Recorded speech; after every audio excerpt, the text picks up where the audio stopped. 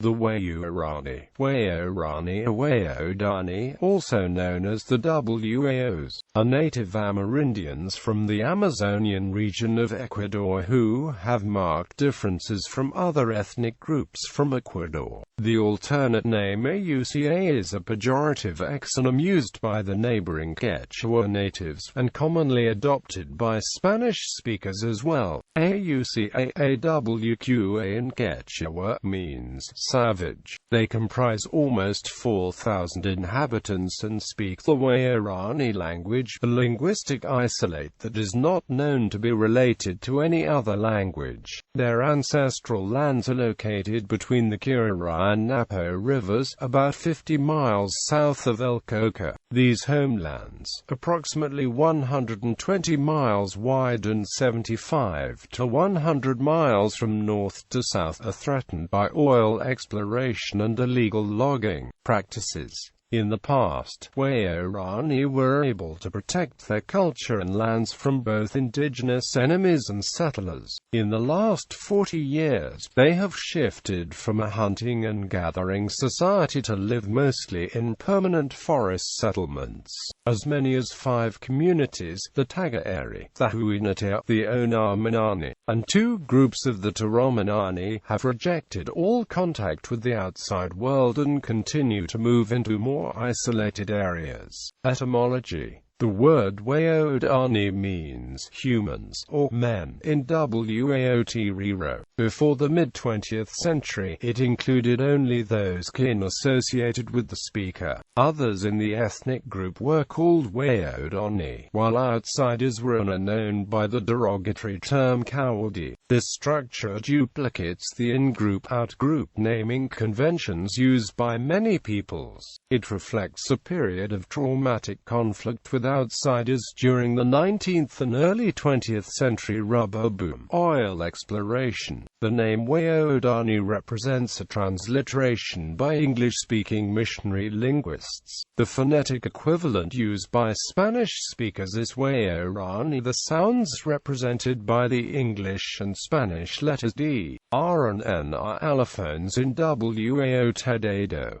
Tribal subgroups. The Huaorani are subdivided into the Wamuno Dayuno, Quehueruno, Gazacacha, Quemperimima, and Karuhue. Culture. Worldview. In traditional animist Huaorani worldview, there is no distinction between the physical and spiritual worlds, and spirits are present throughout the world.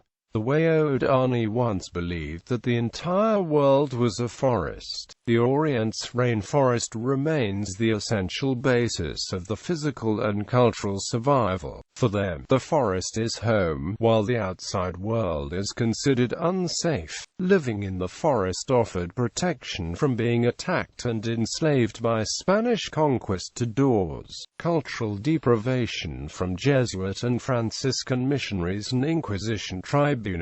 Today the Huaorani struggle to maintain their cultural beliefs, and presently, Huaorani shamans are working as hard as they can to preserve the spiritual and cultural beliefs, and the story has been recorded in the book, Huaorani Shamans of the Forest by Bradford Keeney, Ph.D. In short, as one Huaorani put it, the rivers and trees are our life. Quote, in all its specificities, the forest is woven into each Huaorani life and conceptions of the world. They have remarkably detailed knowledge of its geography and ecology. The Huaorani believe that all life exists spiritually and physically and do not observe a separation between these states of being. To the Huaorani, as many other cultures, the directions north, south, east and west are sacred. They believe that a person who dies walks a trail to the afterlife from the west to the east, which has a large anaconda snake lying in wait. Those who have not led a good life will not escape the snake and not be able to travel east. Instead they will journey to the west and return to Earth to become animals, often termites. This underlies a mix of practices that recognize and respect animals, but does not shield them from harm for human use. Hunting supplies a major part of the Huaorani diet and is of cultural significance. Before hunting a fishing party ensues, the community shaman will often pray for a day to ensure its success. Traditionally, the creatures hunted were limited to monkeys, birds, and wild peccaries. Neither land-based predators nor birds of prey are hunted. Traditionally there was an extensive collection of hunting and eating taboos. They refused to eat deer, on the grounds that deer eyes look similar to human eyes. While a joyful activity, hunting has ethical ramifications. The Huaorani must kill animals to live, but they believe dead animal spirits live on and must be placated or else do harm in angry retribution. Quote, to counterbalance the offense of hunting, a shaman demonstrated respect through the ritual preparation of the poison curare used in blow darts. Hunting with such darts is not considered killing, but retrieving, essentially a kind of harvesting from the trees. While never hunted, two other animals, the snake and the jaguar, have special significance for the Huaorani. Snakes are considered the most evil force in the Huaorani cosmology, particularly the imposing anaconda, or obe. A giant obe stands in the way of the forest trail that the dead follow to an afterlife with the Creator in the sky. Here on Earth, snakes are a bad omen, and killing them is traditionally considered to be taboo. The shamans identify with jaguars spiritually. A Huaorani may become a shaman at any age but must be chosen. In the Huaorani belief system, jaguar shamans are able to become Azor and act as of jaguar. At this time they can telepathically travel through time and distance to communicate with other Huaorani and shaman anywhere. Quote, this skill has been documented throughout world history in many spiritual cultures and is taught through initiations often called the ancient mysteries in European, Asian and Middle Eastern texts. Plants, especially trees, continue to hold an important interest for the Huaorani. The store of botanical knowledge is extensive, ranging from knowledge of materials to poisons to hallucinogens to medicines. They also relate plants to their own experiences, particularly that of growing. Among trees, certain kinds are auspicious. Canopy trees, with their distinctly colored young leaves and striking transformation as they mature to towering giants, are admired from the solitary character, as well as for the profuse entanglement with other plants. Other significant trees of the pioneer species of the peach palm, and fast-growing balsa wood, used for ceremonial purposes. Peach palm trees are associated with past settlements and the ancestors who live there. Shamanic ethno-medicine uses the ayahuasca beverage and a newly identified mushroom with the analogous substance of psilocybe genus. As with many peoples, the WAOs maintain a strong in-group out-group distinction between Huaorani, Huaorani and Kaurdi. The use of Huaorani as a term for their entire culture emerged in the last 50 years in a process of ethnogenesis.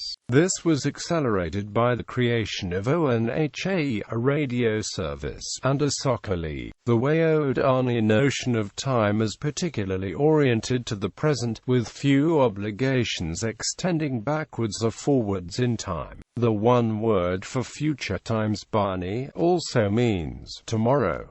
Weapons, spears are amongst the hunting tools of the Huaorani culture, therefore available in person-to-person conflict. The main hunting weapon is the blowgun. These weapons are typically from 3 to 4 meters long. The arrows used are dipped in curare poison, which paralyzes the muscles of the animal which is hit with it, so that it cannot breathe. Kapok fluff is used to create an airtight seal, by twisting the fibers around the end of the dart or arrow. With the introduction of Western technology in the 20th century, many Huaorani now use rifles for hunting. Recent history. Around the time of World War II, inter-clan killings greatly increased. At this time, it was estimated that up to 60% of all Huaorani deaths were due to murder. Some of the Huaorani trace the beginning of the killing to the breakdown of clan relationships around 10 generations prior to this time. Prior to this period, large gatherings frequently brought distant clans together from time to celebrate and arrange marriages, among other activities. These were organized by informal tribal leaders. Huaorani schools were set up to teach the Bible and beliefs of Christianity by missionaries.